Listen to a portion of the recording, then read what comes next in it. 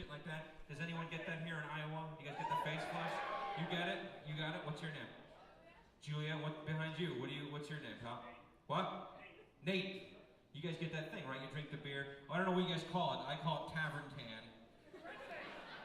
Some people call it beer tan, some people call it bar tan, right? But you drink that beer, and then your friends at the bar will make fun of you, right? They're like, check out fucking Hellboy over here. And you're like, fuck you, buddy, right? So what I did is I read about it to find out what it is, right? And apparently what happens is you drink your first beer of the night, and the alcohol causes the muscles in your blood vessels to relax, and they open up, and then all the blood rushes to your face, and your face gets hot and red. And so I guess the clinical name for it is face boner. It's from the Latin, which is fucking cool. We drink our first beer of the night, get a face boner, right? Which is awesome. So next time your friends give you shit, tell them to shut the fuck up because you got some dick in your face. You can tell them to suck your fucking dick face. And I guess it happens predominantly in two groups of people, all right? This is what it said, two groups of people. It happens in the Irish. Aren't my Irish friends out there? Top of the morning to you, top of the morning to you. Okay.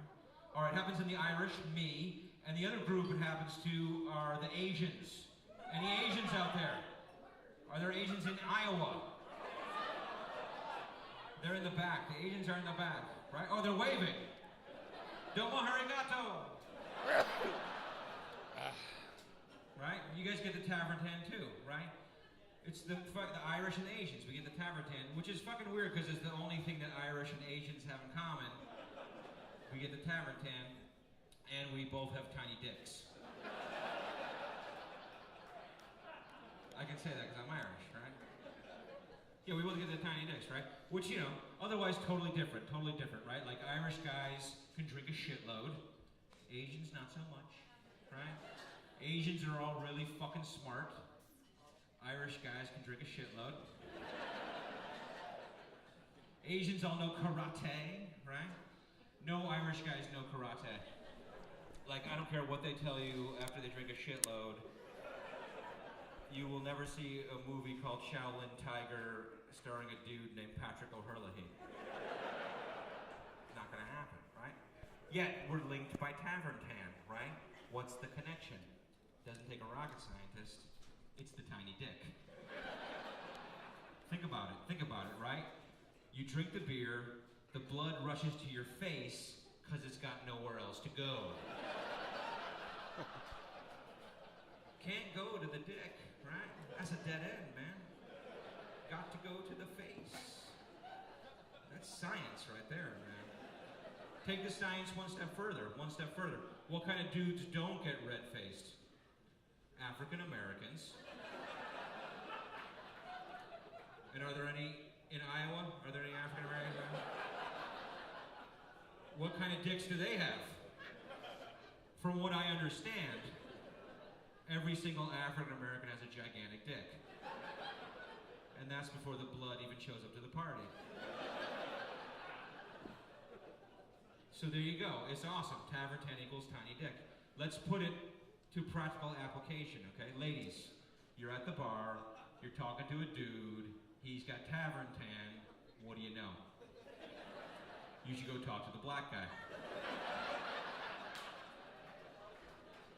Tavern tan equals tiny dick. It's an awesome clue. I saw it on an episode of Murder, She Wrote. All right, but Nate, now you're pissed off at me, right, dude? You're so fucking pissed off. I outed you for having a tiny dick to everybody. It's all right, man. We're in the same boat, right? We're in the tiny dick boat together. That's why they call it a dinghy.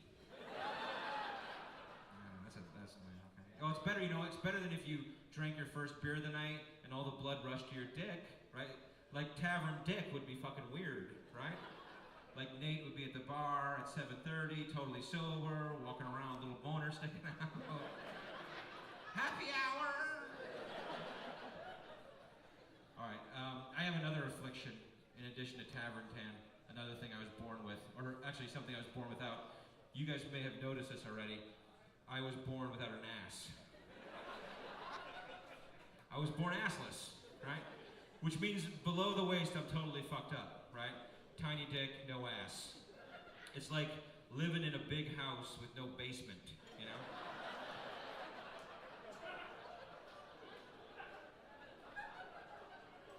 But that's just the way I was born. I was born that way. Like from the waist up, I'm Santa Claus. From the waist down, I'm Miley Cyrus. And it kind of sucks, having no ass, it sucks. Like I'm always slipping off the bar stool. I don't look good in bicycle shorts. I'm not very good at twerking. I'm not a good twerker, you know. My biggest problem is that I always have like plumber's crack. You know, like I always have plumber's ass. Like my pants are always perched on the edge of too much information. And people are always giving me shit about it, right? They're always like, crack kills! And I'm like, yeah, I know crack kills. I'm not trying to be urban here. I just don't have an ass, so I can't keep my pants up, right? And like, I suppose I could wear my pants up like really super high, but that looks fucking stupid, right? I mean, I can show you. Want me to show you? Yeah.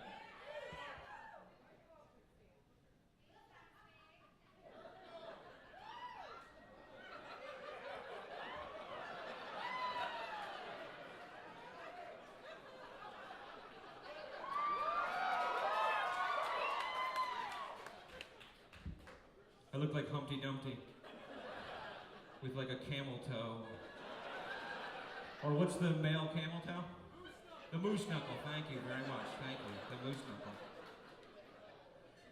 Someone suggested I wear suspenders. Maybe that'll help me, right? But then I just look like Humpty Dumpty fucked Larry King with a moose knuckle. So then someone suggested I get an ass implant, right? I guess they have these now, like they have ass implants and shit like that. Like someone said to me, it's perfect for you because what they do is they take the fat from your stomach and they put it in your ass, right? Kill two birds with one stone, stomach and the ass. But I'm like, I don't know if I want to mix my stomach with my ass because like, what if my ass starts getting hungry all the time? Like, what if every afternoon my ass starts growling? I gotta shove a Snickers bar up there. So then my wife said, you know what, lose the weight, just lose the weight, right? Then your pants will stay up. And I'm like, it's not a weight issue. If I lose weight, my ass will get smaller, right? My ass will become an innie, right? I'm like, it's not a weight thing, it's the shape of my body. Like, I got a weird shaped body. Like, how many guys do you know who are shaped like this? And my daughter goes, Fred Flintstone. You look like Fred Flintstone. And I was like, yeah, he doesn't wear fucking pants. He wears a smock, right? You can't get plumber's ass when you wear a smock. He goes, no pants and no underwear.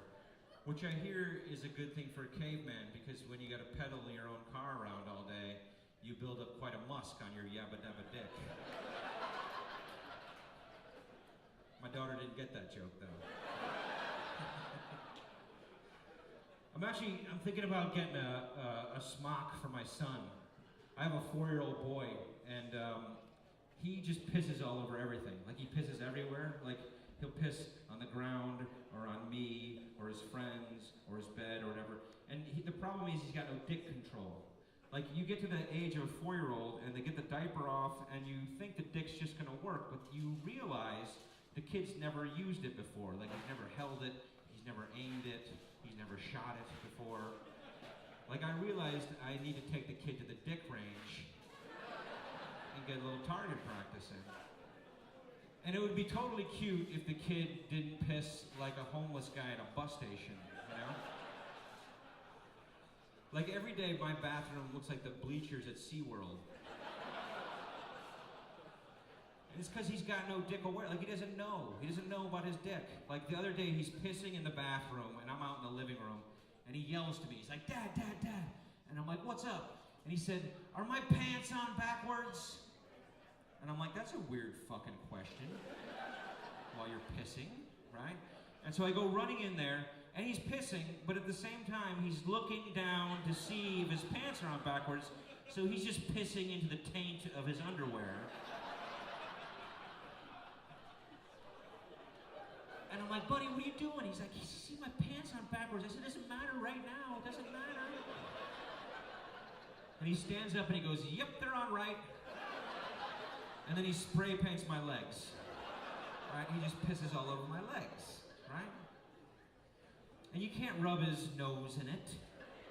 You can't cuff him with a newspaper. Right? So now I figured I'm just going to use it to my advantage. Right? I figured I would just use it to my advantage. Like, now I figure I can just be careless and piss wherever I want. Right? And they can blame it on the boy. It's perfect, right? So now that's what I do. Like, I'll piss at night and not turn the light on. I'll, like, eat a hot dog while I'm pissing, text while I'm pissing. I'll check to see if my pants are on backwards while I'm pissing. It's awesome, right? Except the other day, my wife was like, hey, I just cleaned the bathroom. Who pissed all over the toilet? And I was like, must have been the boy. Must have been the boy. And she said, why is there a pubic hair on the toilet seat? And I said, God damn it. They grow up so fast, don't they? She didn't fall for it though. No, the worst is when they have to piss in public. When I bring that kid out to piss in public, it's worse because the toilets don't fit him, you know? Like you'll see him trying to strain to get his dick up there and he'll rest his little dick on the public porcelain, you know, trying to piss into the thing. And, you know, it's just terrible. I realized, you know, I love the invention of the mini urinal. Like, the mini urinal is the most awesome invention because it's a thing that fits him. Like, ladies, if you don't know what the mini urinal is, it's that thing. Like, there's the row of urinals in the bathroom, and then at the end, there's one urinal that's, like, lower and cuter, and it's for, like, kids and dwarves and, like, regular-sized guys with really long dicks. And I used to think that thing was a big fucking joke. Like, I would go in there with a friend of mine who was short, like Lemmy, right? And I'd immediately take the mini urinal, right? And I'd be like, hey, dude, I'm pissing in your fucking toilet. But now I know it's not a joke anymore, because I have one of those kids, right? Like the other day, we're at the movie theater, okay? And he's got to go to the bathroom. And you know, if kids are 4 years old, it's an emergency. It's always an emergency. So we get into the bathroom, and the entire bank of urinals is empty, except there's one dude pissing in the mini urinal, right? And he's like a regular-sized dude, and I know he doesn't have a really long dick, because he's a redhead, okay? And I'm like, what the fuck? And so all of a sudden, now my kid's, it's an emergency, right? He's pulling his dick out of his pants. And if you have a 4-year-old, you know that the dick comes out of the pants already pissing, right? And so now I have to pick the kid up, and I have to throw his urine across the room into an adult-sized urinal, you know? It's like a fucked-up carnival game. And by carnival game, I mean a game you can't win, right? And so as I swing his piss over into the toilet, he pisses across the back of the legs of this guy at the mini urinal. And the guy's like, what the fuck? I said, what the fuck you? He said, your kid just pissed all over my legs. I said, welcome to the fucking club, pal. And I tucked my kid's dick in and I walked out of the fucking urinal. Now my kid wants a dog. Now he wants a dog. I'm like, I can't teach you how to piss. How am I going to teach a dog how to piss?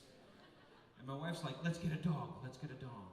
And I'm like, I don't really want a dog because I'm not a dog guy. Like, I don't like the hair and the drool. And I don't like it whenever you walk into the room, they always stick their face into your crotch, right? But my wife said, let's do it. And I'm like, all right, here's the deal. If every day I come home from work, you uncontrollably stick your face into my crotch, then we can get a dog. And now she's all defensive, right? Because my kids every day are like, Mommy, please do it. Please stick your face in his crotch. Then we can have a dog. And they've been very cute about, like, every day, like every time we watch a movie at home, it's always like a dog movie. Like they're always trying to trick me into getting a dog by watching a dog movie. And it's like, I've seen all the Beethovens, and I've seen like Air Bud, you know, all those movies. And so one night I decided I would program my own dog movie for them, and and we all watched Cujo. And now they don't want a dog anymore. Pretty good, huh? But when you're watching those Beethoven movies, the thing that always pisses me off is at the end when the credit comes up and it says, no animals were harmed in the making of this movie. Like, as an animal hater, just once, I want to see that credit come up and say, oops. Some animals got pretty fucked up in the making of this movie. We tried to make that joke in Super Troopers. Like, after we finished the movie, we typed up the credits. And in the credits of Super Troopers, we typed, no animals were harmed in the making of this movie, except the bear. Okay? Now, you guys are familiar, you know the bear fucker scene, right? The bear fucker scene, right? Okay, for those who have not seen it, it's this dude in a hunter's costume, and he's got a big fake bear strapped on his ass, and he's fucking the bear from behind, right? So we thought it would be hysterical to put it in the credits. No animals were harmed in the making of this movie except the bear. And we handed it into the movie studio. And 3 days later, we get a phone call from the lawyers at Fox. And the guy said, yeah, I'm just calling, I need some information on this bear that was harmed in the making of the movie. And we're like, obviously you have not seen the movie, it's a fake bear.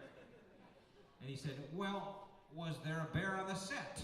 And we said, well, kind of. He said, was it harmed? And we said, no, I think he liked it.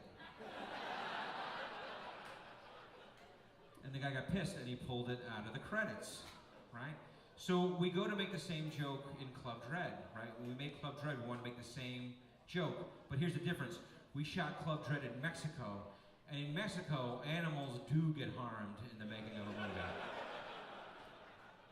Like in Mexico, there are no rules, apparently. Like the word safety doesn't translate into Spanish, right?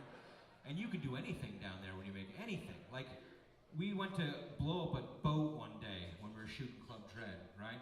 And so when you do that in the States, you have to get all these like permits, and there's environmental things you have to fill out, whatever. Mexico, none of that shit, right?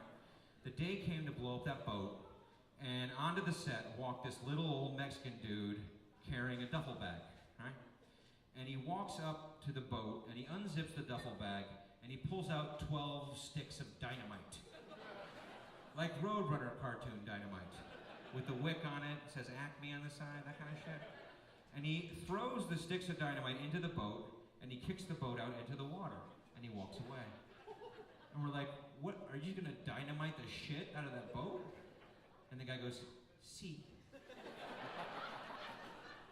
And we're like, okay, should we like stand back or something, or what should we do? And he goes, si.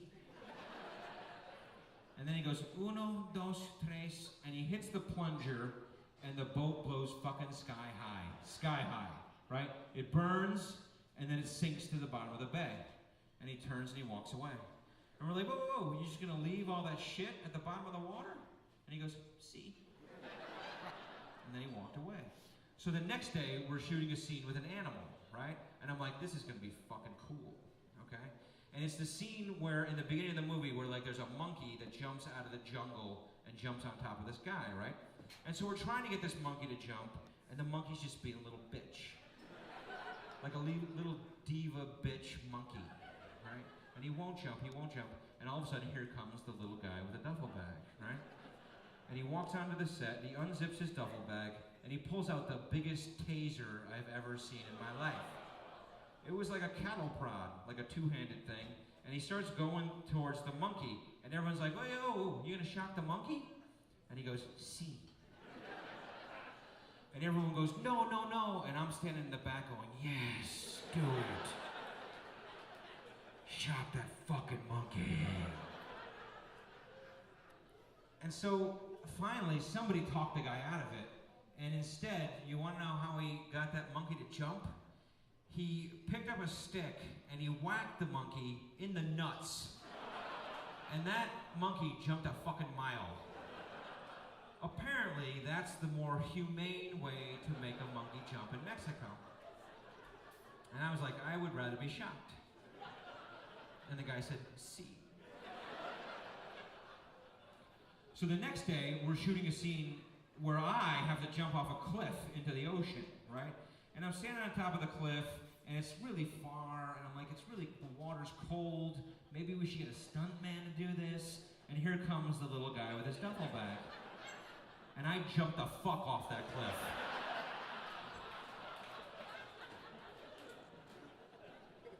I did not want to be harmed in the making of that movie. Actually, there was some harm to me in that movie. Actually, that movie fucked up my marriage a little bit.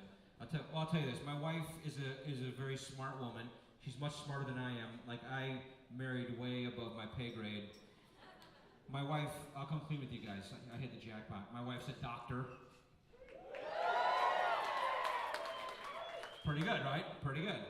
Here's the thing, like, all growing up, I always hated going to the doctor. So I thought, if I marry a doctor, I don't have to go to the doctor anymore. Fucking brilliant. Here's the problem. My wife's a gynecologist. And I don't know if you know this, but I don't have a vagina. If you've seen Super Troopers, you know that I have a dick. Kind of. I kind of have a dick. And a gynecologist doesn't give a shit about you if you have a dick, right?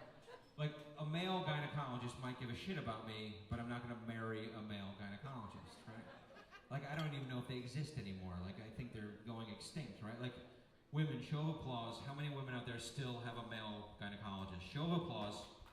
A smattering, okay. And you don't find that weird? You don't find it kind of creepy? Like kind of porn movie creepy? I've seen that porn movie, I've seen it, right? It's with the dude in the white coat, who definitely didn't go to med school, kind of looks like Pumpkin, right? He's like, how you doing? I'm Dr. Dick. I'm gonna have to do some tests on your vaginal reflexes. Please bend over the table and cough. Boom, ba-ga-doom, da-boom, boom, da-bom, bom, boom, ba-ga-bom, ba-bom.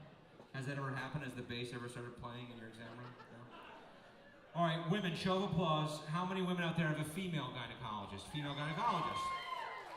That makes more sense to me, right? Like, if you're gonna hire a mechanic to fix your Volkswagen Passat, you want to know that that mechanic has a Passat parked in her driveway. Seriously, if you're a woman and you have a vagina problem, you should go see a woman, right? It's like if you're a man and you have a dick problem, you should go see a woman. And that's why women rule the world. You know who you are. All right, but being married to a gynecologist, you learn some weird shit, some very weird shit. Like the other day, we're sitting around the dinner table, and my wife comes home from work, and she's so tired. She's, oh, I'm so tired. Today I did 6 deliveries, and every single one of them was an episiotomy, right? And now, I don't know what that is, okay?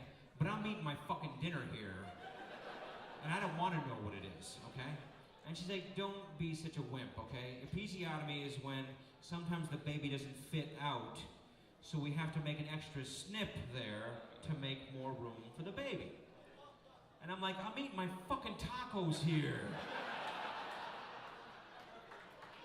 And she's like, don't be such a wimp. Don't be such a wimp. Women actually kind of like it because when we stitch them back up, we throw a couple extra stitches in there, tighten things up a little bit. A little vaginal rejuvenation. And I'm like, that's fucking bullshit. You go in to have a baby and you get a sneaky vag tuck? That's, how do I get that shit? I want some coccular rejuvenation. Like maybe like tighten up the dick skin a little bit, maybe inject a little Botox into my scrotox. Maybe tighten up that pee hole a little bit. Or better yet, widen the pee hole out for more volume. Like, you remember when Coors made that wide mouth beer can with the bigger holes so you can fit more beer into your mouth faster? That's what I want. I want a Coors wide mouth dick hole. You guys would all get it. All you guys would fucking get it. We'd all be in the locker room and you'd all have like super tight dick skin and gigantic dick holes. And all of us would have like 10 extra kids running around. because that egg would get fucking doused.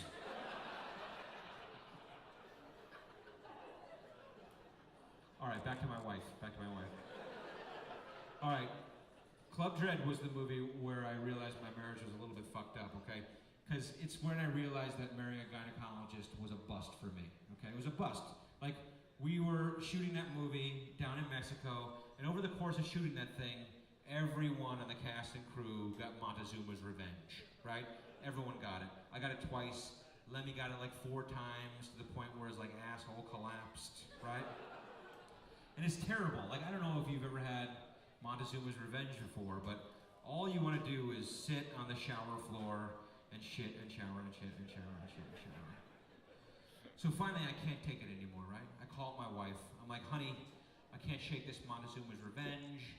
There are no doctors down here. Can you send me something from America to kill the shit out of this shit? Right?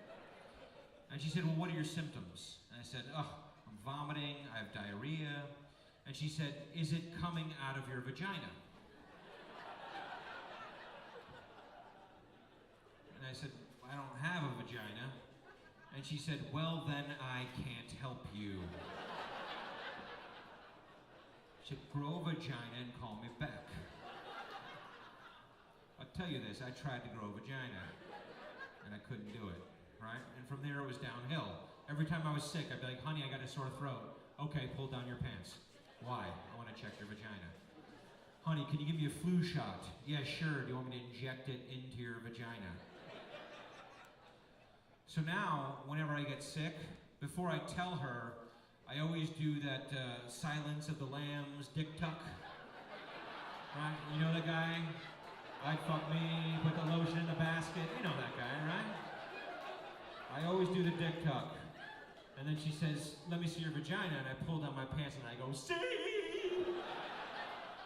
Are you happy now? Here's the thing though, never let your kids walk into the room at that moment. All right, thanks you guys, I'm done. I'm gonna bring Lenny back up here. You guys